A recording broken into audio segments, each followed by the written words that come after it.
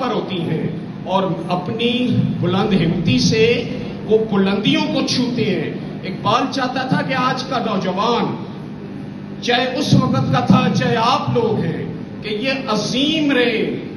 یہ ٹاپ کے اوپر رہے، ان کی سوچ بلند ہو، عقاب والی آنکھیں رکھیں، حالات کی سختیوں سے گھبرائیں مت۔ اور تیسرا امپورٹنٹ کانسیپٹ جو اقبال نے جس کو فروغ دیا وہ خودی کا تھا کہ اگر آپ غیرت مند مسلمان ہیں، اپنے آپ کو پہچانتے ہیں، ہو ایم آئی، خودی کا تصور جو ہے نا کہ میں کون ہوں، میں دنیا میں کیوں بھیجا گیا ہوں، میں ٹکرے مارنے کے لیے، یہ نہیں کہ 60-65 سال کی لائف ہے بس کھایا پیا اور سوئے اور دنیا سے چلے گئے۔ اقبال نے مسلمان کو اس کا لائف کا کانسیپٹ دیا کہ آپ دنیا میں خواہ مخواہ نہیں بھیجے گئے ہیں، آپ کو اپنے آپ کو پہچاننا چاہیے، آپ ورلڈ کی قیادت کے لیے، آپ مسلمان ہیں، آپ صلاح الدین ایوبی بنے، آپ محمد بن قاسم بنے، آپ خالد بن ولید بنے، آپ ان مشاہیر کے قدموں پر چلے اور دنیا میں چھا کر رہے۔ آج مسلمان کمزور ہے، مسلمان پس رہا ہے، مسلمان قتل ہو رہا ہے، مسلمان تحقیق اور سائنس میں پیچھے ہے، دنیا میں غیر اقوام ہم سے آگے نکل گئی ہیں۔ آج بھی اقبال کا کلام اگر پڑھے یہی جذبہ دیتا ہے کہ اے مسلمان نوجوان، اپنے ماضی پہ غور کرو، تم کتنے عظیم تھے، تمہارے جو سائنسدان تھے جابر بن حیان، خوارزمی، ابن سینا،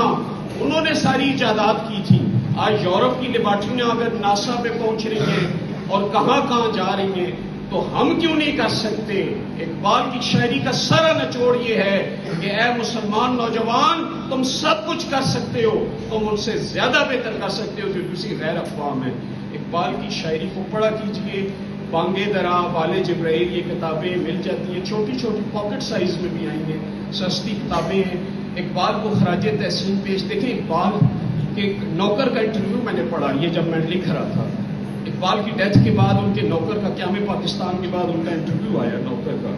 اقبال جب شاعری کرتے تھے تو قرآن پاک منگوا لیتے تھے، پھر قرآن پاک پڑھتے پڑھتے روتے تھے، روتے ہوئے داڑھی تار ہو جاتی اور قرآن پاک بھیگ جاتا تھا، پھر اللہ تعالیٰ ان پہ الہام کرتا تھا۔ میں خود شاعر ہوں، میں بیٹھتا ہوں جب رات کو نعت لکھنے تو میں الہام ہوتا ہے اللہ کی ذات، آپ نیت صاف رکھیں، وضو کر کے اللہ کو یاد کرتے ہوئے درود شریف۔ اقبال کا یہی معاملہ تھا، روتے روتے ان کی داڑھی تر ہو جاتی تھی، پھر ان کے منہ سے اشعار نکلتے تھے۔ انہوں نے قرآن اور رسول پاک کی احادیث میں پروئے ہوئے اشعار لکھے ہیں، ان تمام جس میں انہوں نے غیرت دلائی ہے کہ مسلمان قوم اپنے عظیم ماضی کو دوبارہ حاصل کرو۔ یہی آپ کے لیے بیٹا سبق ہے اقبال کی شاعری